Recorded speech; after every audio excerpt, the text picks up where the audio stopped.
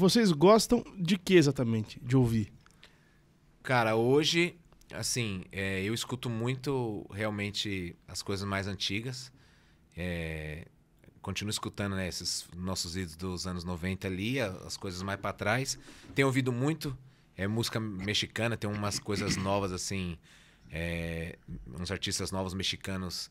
O pessoal lá é muito tradicionalista, então eles gravam rancheira, os boleros, mas com uma roupagem diferente, mais moderna. E a galera, os jovens lá curtem muito, então tenho escutado muito, assim, que eu acho muito legal. A gente escuta as músicas country também um pouco, mas o que a gente escuta mais, eu pelo menos, escuto mais, continuo naquela coisa que a gente veio crescendo, ouvindo, continuo ouvindo, assim. Claro que tem horas que você pega um carinho mais... Você lembra um disco lá do Christy Ralph, lá de 93, aí você ouve bastante aquele, você mata a saudade, vai... Mas, assim, coisa nova tenho ouvido pouco, mas é mais nessa linha mesmo.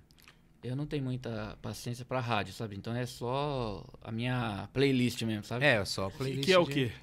É isso. Eu ouço Tião Carreiro, Milionário Zé Rico, Zezé, Chitão, que os anos 90 que a gente ouve muito, né? César e Paulinho, o Rio Negro, Jean Giovanni. Eu gosto de tudo. Hoje mesmo eu vim povo. pra cá ouvindo Taviano e Tavares. Eu gosto de ouvir Trio Parada Dura demais. Eu ouço essas coisas. Aí eu ouço umas coisas country, essas coisas... Eu gosto de ouvir, tipo, Celine Dion da vida, sabe? Eu gosto de ouvir. É mesmo? Então eu gosto de ouvir Celine Dion, gosto de ouvir... Tem uns... Aquelas épocas, que nem daqueles caras mais roqueiros, mas aquelas coisas antigas, sabe? Dos anos 80. Dos americanos lá. Aí eu ouço também alguma Tem coisa. umas baladas meio românticas, Tem, mistura eu tudo. gosto. Nós já estamos velhos, na verdade, né? O Edson Hudson vai gravar um DVD, é por esses dias, que vai ser um DVD só de modas mais antigas, ele tá tentando um lado B. Legal. Vai ser meio que de surpresa, estragando a surpresa aqui, que eu acho que vai ser gravado antes de sair a entrevista. Mas ele tá tentando pegar, porque já se regravou tudo de lado A, né? É o pessoal difícil de já fazer. torceu tudo. A gente, por exemplo, fez esse disco, esse álbum aí, Origem Sertaneja, justamente que a gente queria mostrar esse lado da nossa origem mesmo. Até o nome foi o nome que a gente pensou, porque a gente queria mostrar qual que é a nossa origem, por que a gente canta o que a gente canta. Então a gente gravou muita coisa lá do lado A dos artistas. Por exemplo, a gente gravou Caminheiro, a gente gravou Oi Paixão, a gente gravou algumas coisas assim, porque todas tinham um significado de algum momento da nossa vida e que a gente queria mostrar realmente essa questão da origem. Mas são todas músicas que acabam sendo um pouco manjadas. Assim, a gente pensou muito em fazer. Falou, puta, vai fazer mais uma vez isso. Mas a gente falou, pô, mas é que é o primeiro, porque esse álbum Origem Sertaneja é uma coisa que a gente quer fazer todo ano por um tempo, assim, até a gente matar a vontade de cantar. A gente falou, pô, é o primeiro, vamos fazer algumas coisas que marcaram, não importa se é manjado ou não. Nessa questão da pandemia, a gente acabou montando um homezinho lá no fundo do casa dos meus pais lá.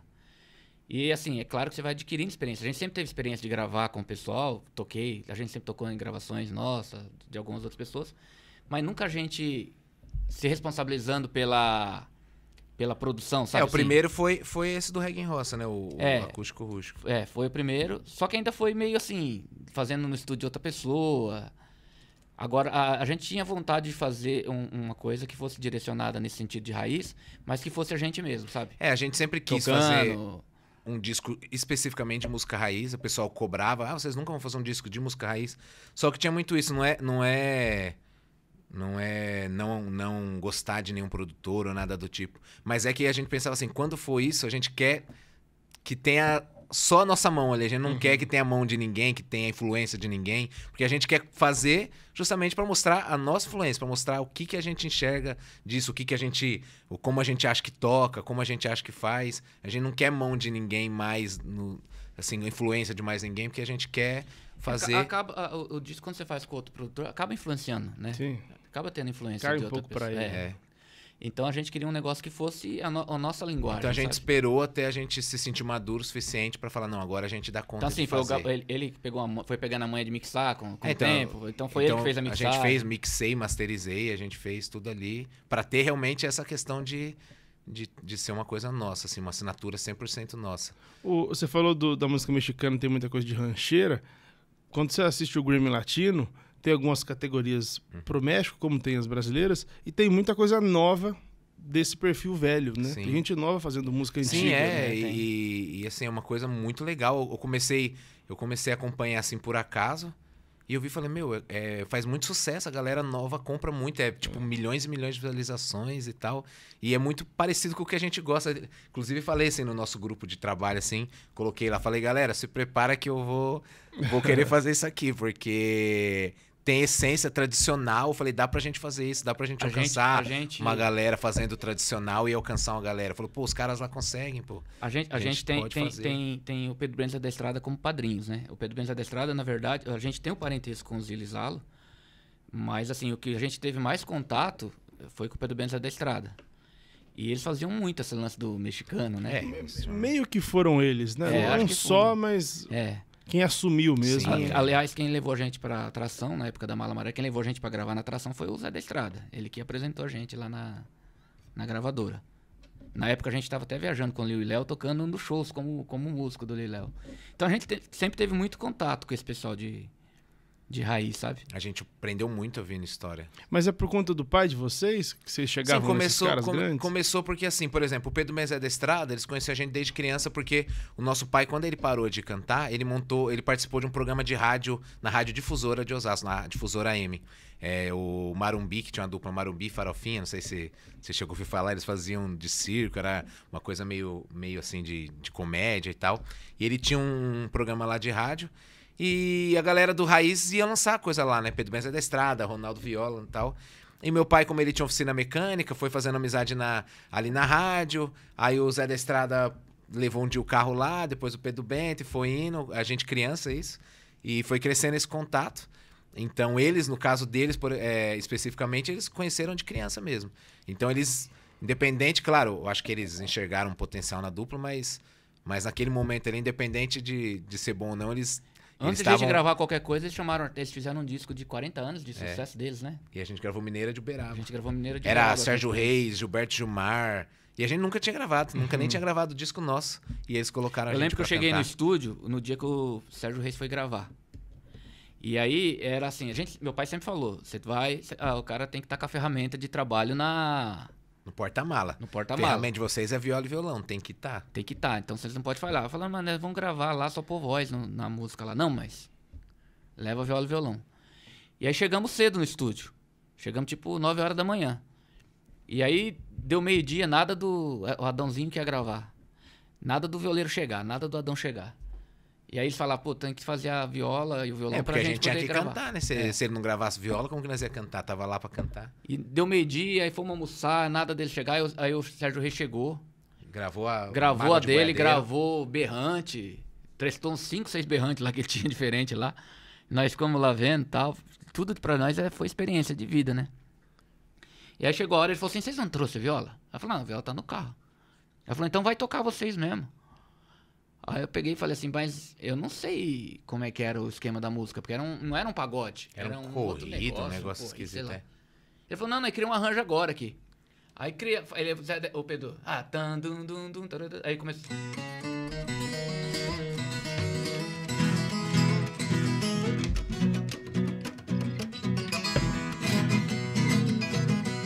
Aí foi a música, né? E aí ele fez e tal, fizemos, aí eu lembro que o Sérgio Reis ainda falou, porque aí eles acabavam de cantar, eu dava um outro repique pra depois entrar o solo. Ele falou, não. O Sérgio Reis falou, manda depois do solo, da voz, já entra em cima. Solo. Então foi assim... Que música que era? Mineira de Uberaba. Quem faz um versinho? Então faz a viola que você já fez no comecinho lá.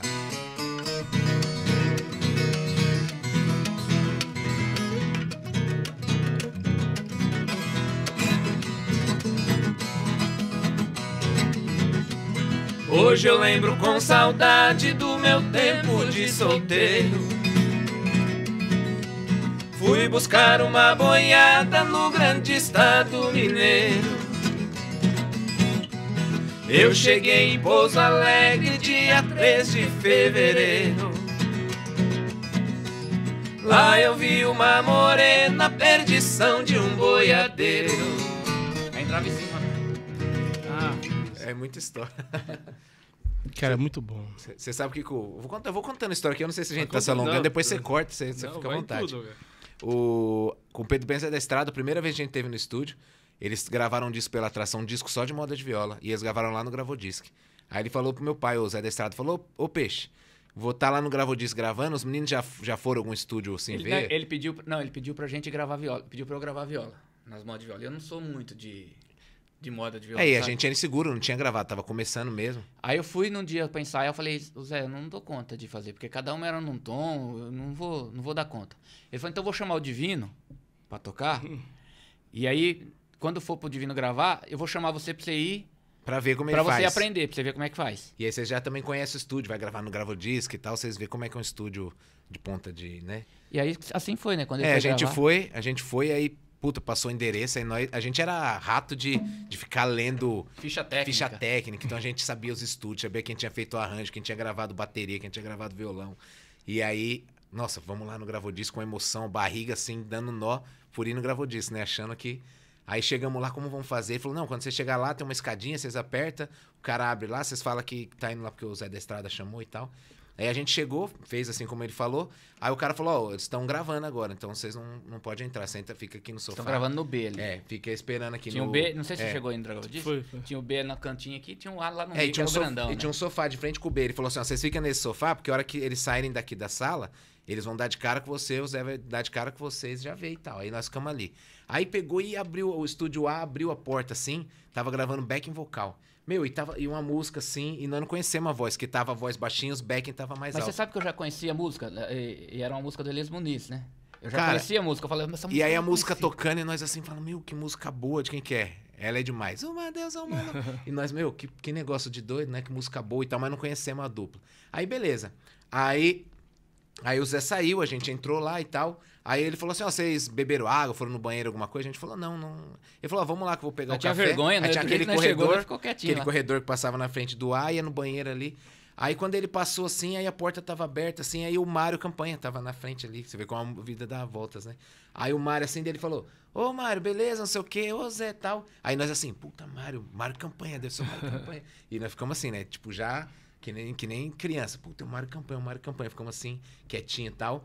Aí eles ficou conversando e falou, pode ir lá beber água, vai lá, não sei o quê. Aí nós continuamos indo, na hora que nós abrimos uma coisa assim, aí o Rick tava de pé na mesa, assim, o que eles estavam vindo realmente, tinha acabado de gravar. Aí a gente saiu Só assim... que o Rick tava careca, até então, foi o primeiro disco que ele fez porque careca. ele gravou o quarto disco lá, ainda tinha o cabelo, e nesse aí nós ficamos, puta, mas tá careca, mas é o Rick, não é possível e tal, não sei o quê. Aí beleza, aí a gente foi, aí a Silvinha Araújo tava ali, o pessoal tomando café e tal, a gente ficou. É a Ângela, a Silvinha. Aí a gente voltou ali, puta, uma emoção assim, tava a emoção à flor da pele. Aí até voltamos lá e nós perguntamos pro técnico, falou, puta, é o Rick Renner que tá lá no ar. Ele falou, vocês querem ir lá pra ver um pouquinho? Eles são gente boa, eu levo vocês lá e tal. Não, vocês deixa verem, não, deixa pra lá e tal. Mas aí a gente guardou aquilo, aí quando a música estourou, a gente falou, meu, não é possível que a gente ouviu a música ali. A gente ouviu, como diz, não deu nem para reconhecer a voz, porque tava bem baixinho, que tava gravando o backing, né? Mas assim, você vê umas histórias, você fala, puta, parece mentira. E depois o mundo dá volta, o Rick, né, que é uma pessoa que virou um amigo assim, querido, o Zezé mesmo, a amizade veio através do Rick e tudo. Então a gente, não tem como você falar, as pessoas que não entendem, que não vivem disso, que não passou o que a gente passou, vê o sucesso pelos bens materiais que você alcança, pelo tanto de... Mas a gente passou tanto sonho na vida que a gente não pode falar que a gente não alcançou o sucesso da nossa forma, assim, sabe?